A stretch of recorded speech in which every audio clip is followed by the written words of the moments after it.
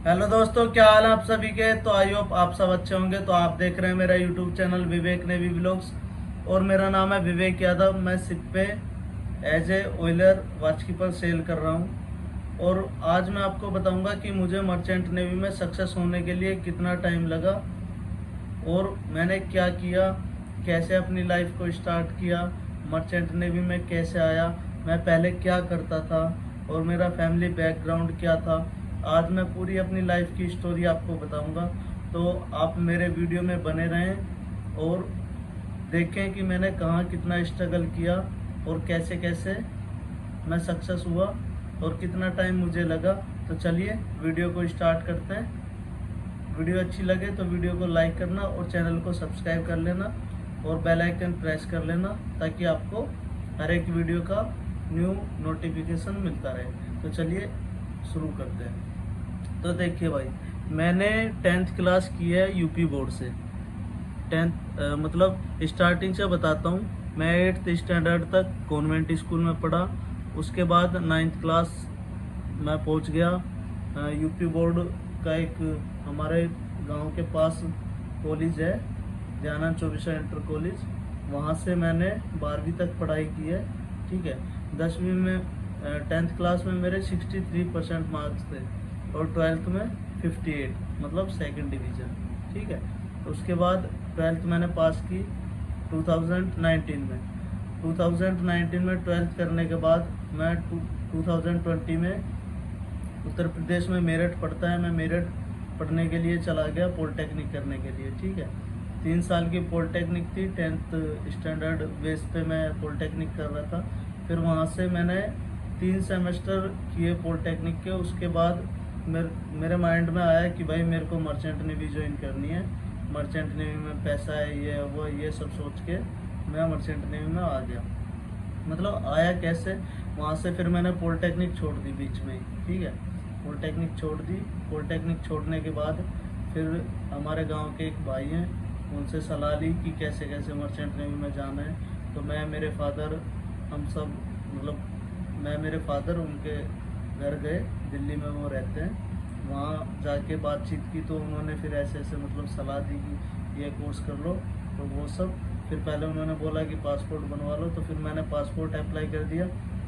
Passport आने में मेरे कम से कम 25 वर्किंग डेज लग गए घर तक आने में। पासपोर्ट जैसे ही रेडी हुआ, देन उसके बाद मतलब मेरी जब 18 एज कंप्लीट हुई थी, तुरंत मैंने पासपोर्ट अप्लाई कर दिया। 18 कंप्लीट होने के बाद पासपोर्ट अप्लाई किया। 25 दिन उसको आने में लगे। जैसे ही पासपोर्ट आया फिर मैंने कोर्स किया। कोर्स करने के बाद फिर मेरी CDC अप्लाई हो गई। कोर्स के एग्ज़ाम वगैरह दिए।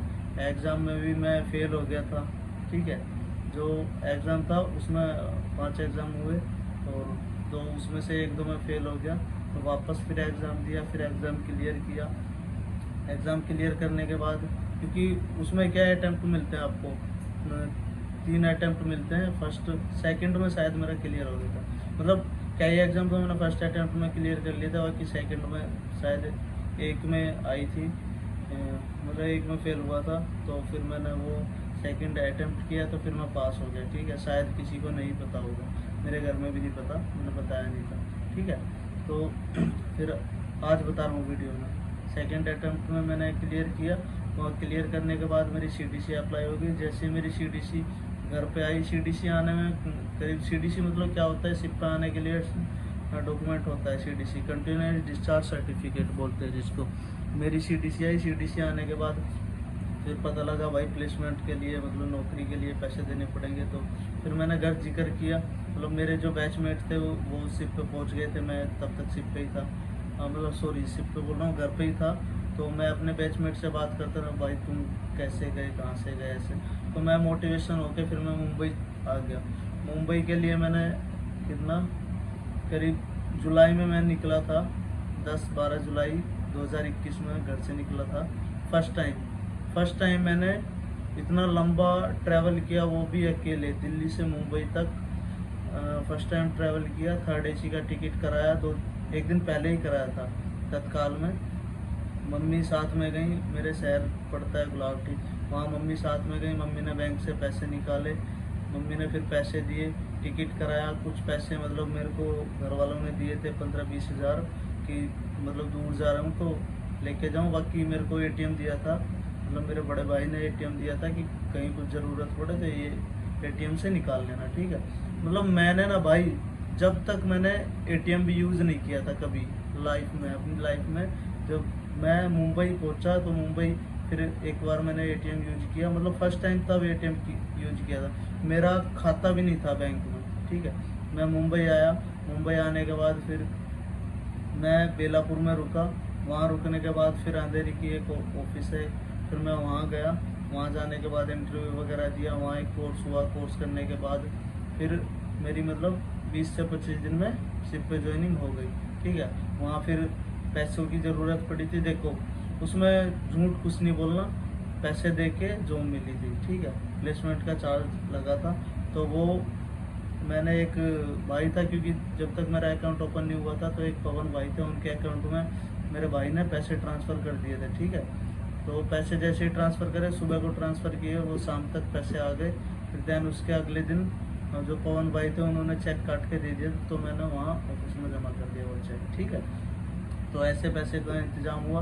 फिर कंपनी ने बोला कि सैलरी अकाउंट आपको खुलवाना पड़ेगा, तो फिर मैंने मुंबई में ही SBI बैंक में अपना ID दिखाकर वो सब अपना लगा के वहाँ मेरा 2 दिन में अकाउंट खुल गया। SBI में मैंने अकाउंट खुलवा लिया, स्टेट बैंक में, ठीक है, मतलब सैलरी के लिए। नहीं तो मेरा अकाउंट भी नहीं था। वो स्कूल टाइम में था, स्कूल टाइम में था। एक बैंक पड़ती है वही ग्रामीण बैंक, वहाँ था, लेकिन अब उसका ATM वगैरह कुछ चलता नहीं था, तो इसके लिए फिर मैंने स्टेट बैंक में अपना अकाउंट खुलवा लिया, क्योंकि पैसे भी भेजने थे, घर भी भेजने पड़ेंगे कहीं ज़रूर, मतलब अकाउंट तो चाहिए ही ना, एक पर्सनल अकाउंट। तो मैंने स्टेट बैंक में अकाउंट खुलवाया। फिर उसके बाद मैं शिप पे गया। मेरा फर्स्ट शिप था मेरा 30 जुलाई 2021 को पहली बार साइन ऑन हुआ था, मतलब मैं शिप पे गया था। 30 जुलाई को आया, फिर मैंने 9 महीने कंप्लीट किया, मतलब 9 महीने 2 दिन ऐसे कुछ किया। फिर मैं मई में घर गया था, मतलब जुलाई में आके मई में घर गया था। नेक्स्ट ईयर 2022 में, हाँ 2022 में मैं घर गया। 9 महीने करने के बाद फिर घर पे रुका आराम से 1 महीने, फिर उसके बाद वापस ज्वाइन किया। वापस मेरा 1 रुपया नहीं लगा, बस पहली बार मैंने पैसा दिया था, उसके बाद आज तक परमात्मा की कृपा से मैंने आज तक कहीं 1 रुपया नहीं दिया नौकरी के लिए।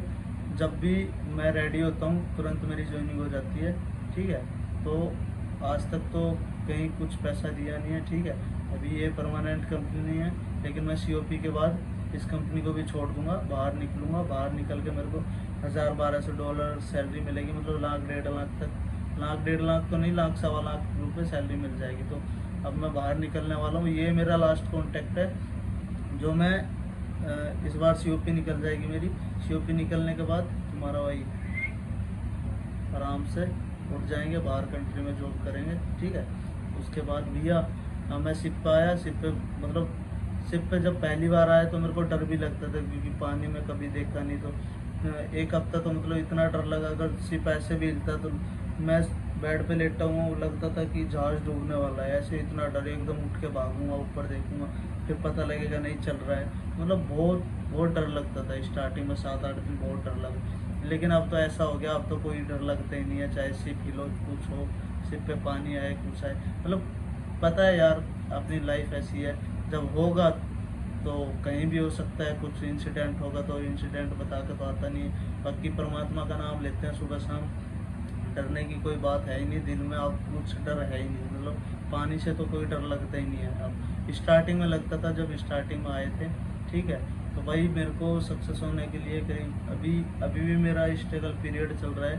तो मतलब 2021 से अभी 2025 चल रहा है, तो मतलब मेरे को 4 साढ़े 4 साल मतलब अच्छे से जीरो से और अच्छी सैलरी तक पहुंचने के लिए, मतलब 1.25 लाख सैलरी तक पहुंचने के लिए मेरे को 5 साल पूरे लग जाएंगे। तो 5 साल का स्ट्रगल मैंने किया।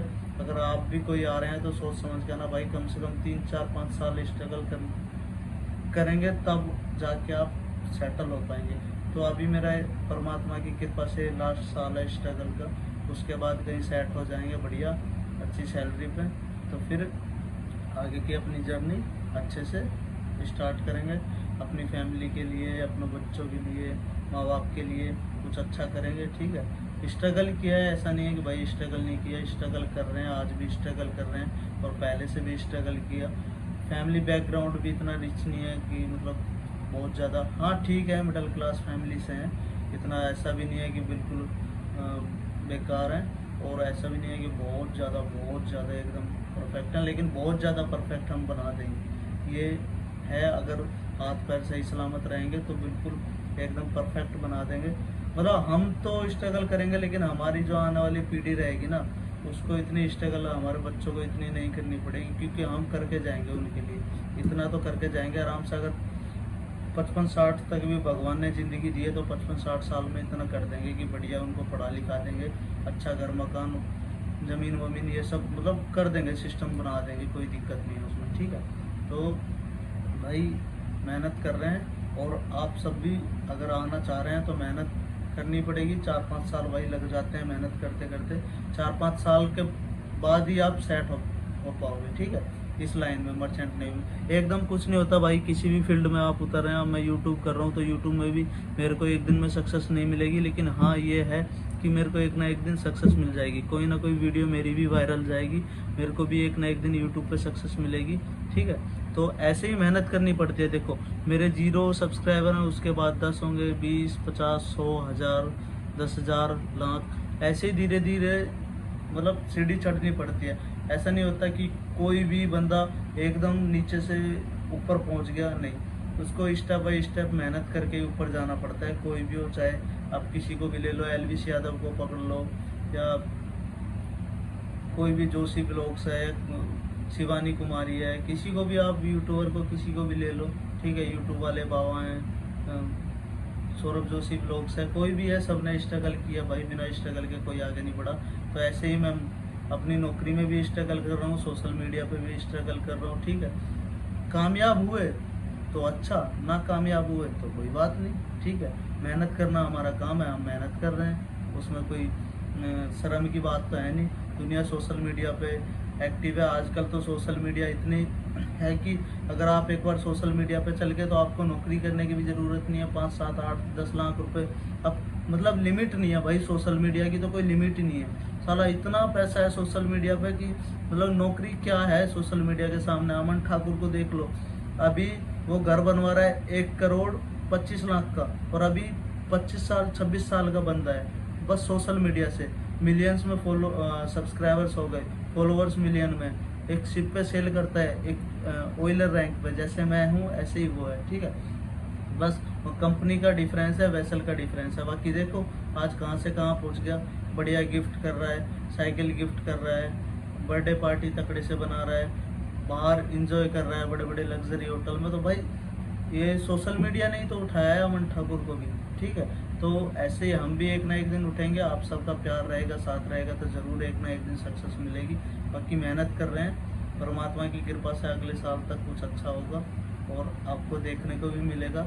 ठीक है, ठीक है, अगर आपको वीडियो अच्छी लगी हो तो वीडियो को लाइक करें और चैनल को सब्सक्राइब तो ज़रूर कर लेना भाई, क्योंकि आपके सपोर्ट की मेरे को अभी ज़रूरत है, और अभी नहीं हमेशा आपके सपोर्ट की ज़रूरत है। आप लोग प्यार दीजिए, सपोर्ट कीजिए, ताकि मैं भी अपनी ज़िंदगी में कुछ कर सकूं। ठीक है, ओके, थैंक यू, मिलते हैं नेक्स्ट ब्लॉग में। Okay, bye bye, love you.